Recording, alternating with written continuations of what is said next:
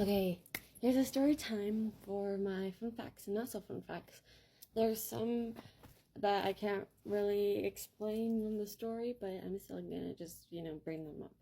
But the first one of my fun facts was my traveling to different countries. I was invited last year, 2 years ago actually, to go to Europe for my band, I guess, and apparently only a few from the school got picked and then that were actually able to go. So yeah, I was able to do that, which was honestly really cool. And then I went to Belize this just few months ago for a church thing, and I was able to help start build a school, which was honestly a really fun experience. And then I'm hoping that I will be able to go to New Zealand for an animal science internship because that's what I'm going to be majoring in. And when I mentioned Scotland, that was spend a whole year there, start becoming a vet. But I don't think I'm going to actually do that because I'm not planning on actually becoming a vet. I'm planning on becoming a vet tech, which is a vet nurse. So yeah. And then my first not so fun fact was I got SH'd. I'm not going to actually say the actual word because but you could probably assume. But yeah, this kid in my section in marching band was saying some not okay things and like, sexual things to me and some other people as well. And then I was in my zoology class actually making lip balm, and the dean came down, and I was like, oh no, because I thought it was something else, but it wasn't. But apparently she is like the Title IX dean and is there to help the girls who deal with that kind of crap, And she asked me, do you want to file a complaint or a claim or whatever it was? And I'm like, no, I don't think so, but only if it gets worse. And then he eventually stopped,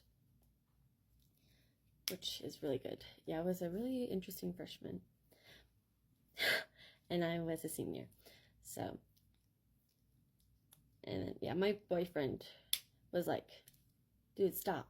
And he wouldn't stop. So, and then speaking of which, I've been in a relationship off and on actually for almost 2 years. That's not really something I can story time about. But, and then the next one is emergency. Oh, it's time to be real. Hold on.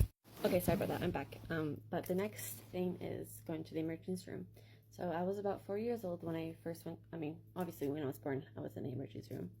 But when I was about 4 years old, I was really sick, and I just kept getting worse and not getting better. So my mom, we were actually at a family friend's house, and she took me to the emergency room. I actually remember this vividly. I actually remember it very well. I got this teddy bear. I don't remember where it is. It's probably somewhere in my closet, honestly, or in the storage room. But I would love to see if I can find him. His name was Corduroy. And I had this really rude nurse, and I was like, Mom, what's that nurse's name? And she's like, oh, I don't know. And I said, oh, I think her name's Crotch. Yeah, she was not happy. I don't know. But yeah, I had to get an IV. It absolutely sucked. I remember it very well, actually. Um, I think that is probably one of the first memories that I can remember very vividly. I was 4 years old. But yeah, and then when I was around 11, I had bronchitis, and I was very struggling to breathe. Like, I went up the stairs, and I was like, I could barely breathe at all. And I thought it was just normal because Colorado's air altitude is not it's thin and it's very hard to breathe. But we lived here for a few years, so I should have been used to it by now. And then we got this thing from Walgreens to test out my O2 and my pulse. And then one night I went to bed and then woke up and that my breathing oxygen was in the 70s, which is really low, and that's not good. So my dad took me to the emergency room, and that was great. And I have to use an inhaler now, which I actually don't have anymore, which I probably should get before I go to college. Yeah, I don't have to use it that much, but if I run, I have to use it. And then when my allergies, I have to use it for my allergies too. And then when I was in England last year, I use earplugs when I sleep in new places. It just helps me feel better. And it was one of those wax earplugs, and I made it too small. I think it was my left ear, actually. And I made it too small, and I was trying to get it out. I was like calling everyone because I was really worried. And my friend was using tweezers to try to get it out, but I'm pretty sure he pushed it in further to my eardrum. Fun fact, your eardrum is actually very close to your ear hole. It's not way deeper in than people actually think. And I spent a day not being able to hear out of this ear, and then the next day I ended up in the emergency room, and then they were able to get it out. I got to go on a double-decker bus, and then I got Starbucks with my band teacher afterwards. What was I going to say?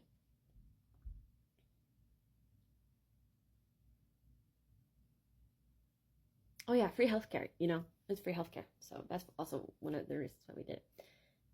And then my next fun fact was about animals. Nothing really story about that. But the next thing is my neurodivergent. I was in elementary school when I was getting diagnosed for every single thing. So then they told me I had dyslexia, dyscalculia, and dysgraphia. Dysgraphia affects the way you write. And fun fact, guys can't actually have it. It's just a girl thing. It affects the way your handwriting looks. And and then dyscalculia is math, and dyslexia, pretty much everyone knows. And then many, many years later, I got diagnosed with ADHD. So that was great. Pocahontas. My church, we like to do genealogy, and we use this app for genealogy. And my dad was doing some research and stuff and found out that we are related to Pocahontas. I'm pretty sure Pocahontas is his 12th grandma, and she's my 11th grandma for my dad, 12th grandma for me. And then, I have like 2 minutes left. I'm going to try to make this quick. I'm going to call her out. Her name's Audrey Prescott. Many of my followers know me and are people from my school, so if you're from my school, you potentially might know Audrey Prescott. She was the sweetest person ever in middle school. We met in 6th grade, but ever since COVID, she has turned into something else and completely changed, and she started SAing people. It was really, really terrible. I met my boyfriend kind of through her. She dated his brother and then cheated on his brother and said she never did. So that was great. She's also a whore too, because I don't know. Poor girl has gone through a lot, and I feel really bad for her. The next thing was there might have to be a part 2 of this. My ASL teacher was actually deaf, and she didn't like me, apparently, because I recorded a video wrong, and apparently it wasn't the correct way. She literally showed every single class that I did wrong without asking my permission. My boyfriend told me that she did that, so I asked her, why were you doing that? She's like, oh, because you did it wrong. I'm like, you didn't give me permission to do that. She's like, oh yeah, I'm sorry. Can I still show it? I said, sure, because I didn't want to get in trouble. And then she just kept doing worse things, and then I reported her, and she got fired. And then I got this. I got this baddie. I got this bad boy.